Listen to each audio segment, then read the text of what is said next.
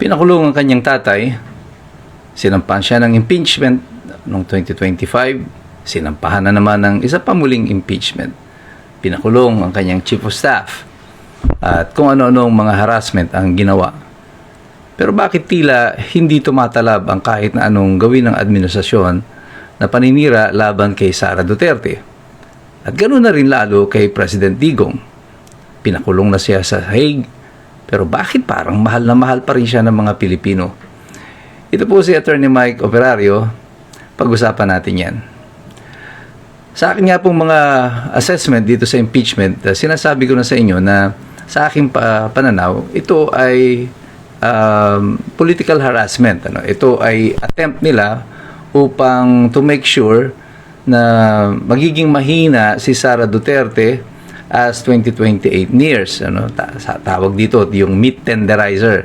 Kasi ito yung mga sistemang tumatalab noon. Ginawa ito noon sa panahon ni Jejomar Binay. Napahina siya ng administrasyon. Akala kasi nila si Jejomar ang magiging kalaban ni Mar Rojas. Pero nagkamali sila because sumulpot bigla si Rodrigo Duterte.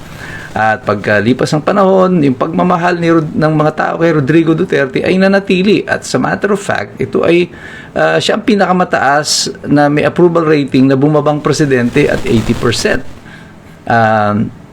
Pagpaalis niya, nanatili ang loyalty ng mga tao kay Rodrigo Duterte. At ganoon din kay Sara Duterte. Ngayon nga pa, kahit na humaharap siya sa sunod-sunod na pagbati ko sa kanya na black operations, ito pong susunod na itong impeachment, yung mga ilalabas pa nila, mag-expect pa kayo na marami pang mga negatibong, mga pasabog ang administrasyon laban kay Sara Duterte. Pero why is it not working? At parang ang opposite pa ang nagiging epekto kasi ang rating ni Bongbong Marcos ang siyang pababa ng pababa at hindi yung kay Sara Duterte.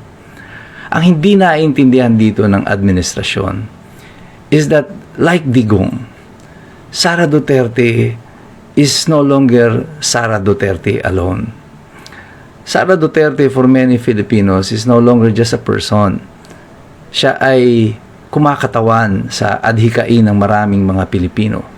Ang nais ng mga Pilipino, isang disenteng pamahalaan, isang gobyernong hindi sila pagnanakawan, isang kapulisan, institusyon ng ating kapulisan na lalaban sa droga.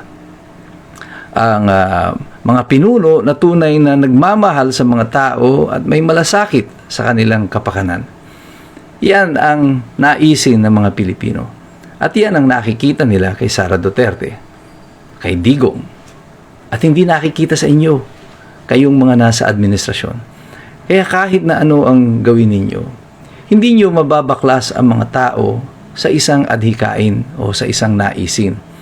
Pwede po mabaklas nyo sila sa tao, pero sa isang pananaw, sa aspirations ng mga Pilipino, yung common goal that we have, hindi mo pwedeng alisin ang mga tao dyan. At isang pagkakamali na targetin ninyo, yung representasyon ng mga pagnanais ng mga Pilipino. Kasi si Sara Duterte has become the flag bearer. Siya ay tagabitbit ng bandera. Kahit na pabagsakin niyo pa siya, mayroon at mayroon pang dadampot ng bandera at itataas ito muli. Sapagkat hindi niyo po pwedeng gibain o sirain ang tunay na naisin ng mga Pilipino. Kahit ilang senador ang ipakulong ninyo, kahit ilang Pilipino pa ang iharas ninyo, at eventually ay ipakulong nyo rin, hindi po makakalimot ang sambayanang Pilipino. Alam namin ang pagkakaiba ng tunay na nagmamahal sa bayan at yung mga nagnanakaw sa amin. Pwede niyong bayaran yung mga matataas na mga tao. Magbayad kayo ng marami pang mga abogado. Pwede niyong lunurin sa maleta ang mga taong nakapaligid sa inyo. Pero hindi ang buong sambayan ng Pilipino. Matatalino na po ang mga tao. Matatalino na po ang mga iskombro. Hindi kami papalakpak sa pananakot ninyo at kabaliwan ninyo. Maaring naikulong nyo sina Senator Marcoleta, sina former Congressman Mike Defensor. Pwedeng nais nyong dalhin muli si Bato de la Rosa sa Hague at napuwersa siya na magtago dahil gusto nyong i-violate yung kanyang mga karapatan. Maaaring napadala nyo sa The Hague ang dating Pangulong si Rodrigo Duterte. At ngayon, dahil nga sa inyong kapangyarihan, pwede ninyong paimbestigahan sa NBI, sampahan ng kaso ng impeachment ang Vice Presidente, pero isang bagay hindi nyo magagawa. Ang alisin sa puso ng mga tao ang pagmamahal sa mga pinunong kagaya nila. Kasi kahit kailan, hindi namin maililipat ang pagmamahal na yan sa inyo. Dahil wala pong tunay na kaibig-ibig sa inyong mga pinaggagawa. Dahil kaming mga iskumbro, alam na namin ito. Kasi patuloy kaming nagmamasid, nakikilaw, nag-aaral. At alam naming lahat, mahirap makialam ang taong walang alam. God bless you. God bless us all. Mabuhay ang Republika ng Pilipinas. And we are the resistance. Pinakulong ang kanyang tatay.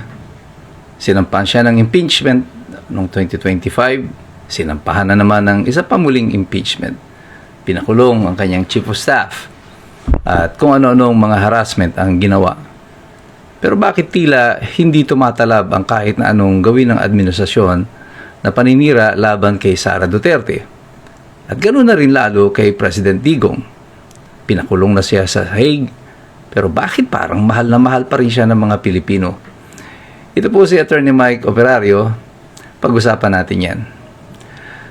Sa akin nga pong mga assessment dito sa impeachment, sinasabi ko na sa inyo na sa aking pananaw, ito ay political harassment. Ito ay attempt nila upang to make sure na magiging mahina si Sara Duterte as 2028 nears. Tawag dito yung meat tenderizer. Kasi ito yung mga sistemang tumatalab noon. Ginawa ito noon sa panahon ni Jejo Marbinay. Napahina siya ng administrasyon. Akala kasi nila si Jejo Mar magiging kalaban ni Mar Rojas. Pero nagkamali sila because sumulpot bigla si Rodrigo Duterte. At pagkalipas ng panahon, yung pagmamahal ng mga tao kay Rodrigo Duterte ay nanatili. At sa matter of fact, ito ay siya ang pinakamataas na may approval rating na bumabang presidente at 80%. Pagpaalis niya, nanatili ang loyalty ng mga tao kay Rodrigo Duterte. At ganoon din kay Sara Duterte. Ngayon nga pa, kahit na humaharap siya sa sunod-sunod na pagbati ko sa kanya, na black operations, ito pong susunod na itong impeachment, yung mga ilalabas pa nila, mag-expect pa kayo na marami pang mga negatibong, mga pasabog ang administrasyon laban kay Sara Duterte. Pero why is it not working? At parang ang opposite pa ang nagiging epekto kasi ang rating ni Bongbong Marcos ang siyang pababa ng pababa at hindi yung kay Sara Duterte. Ang hindi naiintindihan dito ng administrasyon is that like Digong, Sara Duterte is no longer Sara Duterte alone. Sara Duterte for many Filipinos is no longer just a person. Siya ay kumakatawan sa adhikain ng maraming mga Pilipino. Ang nais ng mga Pilipino, isang disenteng pamahalaan, isang gobyernong hindi sila pagnanakawan, isang kapulisan, institusyon ng ating kapulisan na lalaban sa droga. Ang mga pinuno na tunay na nagmamahal sa mga tao at may malasakit sa kanilang kapakanan. Yan ang naisin ng mga Pilipino. At yan ang nakikita nila kay Sara Duterte, kay Digong, at hindi nakikita sa inyo, kayong mga nasa administrasyon. Kaya kahit na ano ang gawin ninyo, hindi nyo mababaklas ang mga tao sa isang adhikain o sa isang naisin. Pwede po mabaklas nyo sila sa tao, pero sa isang pananaw, sa aspirations ng mga Pilipino, yung common goal that we have, hindi mo pwedeng alisin ang mga tao dyan. At isang pagkakamali na targetin ninyo yung representasyon ng mga pagnanais ng mga Pilipino. Kasi si Sara Duterte has become the flag bearer. Siya ay tagabitbit ng bandera. Kahit na pabagsakin niyo pa siya, mayroon at mayroon pang dadampot ng bandera at itataas ito muli. Sapagkat hindi niyo po pwedeng gibain o sirain ang tunay na naisin ng mga Pilipino. Kahit ilang senador ang ipakulong ninyo, kahit ilang Pilipino pa ang iharas ninyo, at eventually ay ipakulong nyo rin, hindi po makakalimot ang sambayanang Pilipino. Alam namin ang pagkakaiba ng tunay na nagmamahal sa bayan at yung mga nagnanakaw sa amin. Pwede niyong bayaran yung mga matataas na mga tao. Pagbayad kayo ng marami pang mga abogado. Pwede niyong lunurin sa maleta ang mga taong nakapaligid sa inyo. Pero hindi ang buong sambayan ng Pilipino. Matatalino na po ang mga tao. Matatalino na po ang mga iskombro. Hindi kami papalakpak sa pananakot ninyo at kabaliwan ninyo. Maaring naikulong nyo sina Senator Marcoleta, sina former Congressman Mike Defensor. Pwedeng nais nyong dalhin muli si Bato de la Rosa sa Hague at napuwersa siya na magtago dahil gusto nyong i-violate yung kanyang mga karapatan. Maaaring napadala nyo sa The Hague ang dating Pangulong si Rodrigo Duterte. At ngayon, dahil nga sa inyong kapangyarihan, pwede ninyong paimbestigahan sa NBI, sampahan ng kaso ng impeachment ang Vice Presidente, pero isang bagay hindi nyo magagawa. Ang alisin sa puso ng mga tao ang pagmamahal sa mga pinunong kagaya nila. Kasi kahit kailan, hindi namin maililipat ang pagmamahal na yan sa inyo. Dahil wala pong tunay na kaibig-ibig sa inyong mga pinaggagawa. Dahil kaming mga iskombro, alam na namin ito. Kasi patuloy kaming nagmamasid, nakikilaw, nag-aaral. At alam naming lahat, mahirap makialam ang taong walang alam. God bless you. God bless us all. Mabuhay ang Republika ng Pilipinas, and we are the resistance.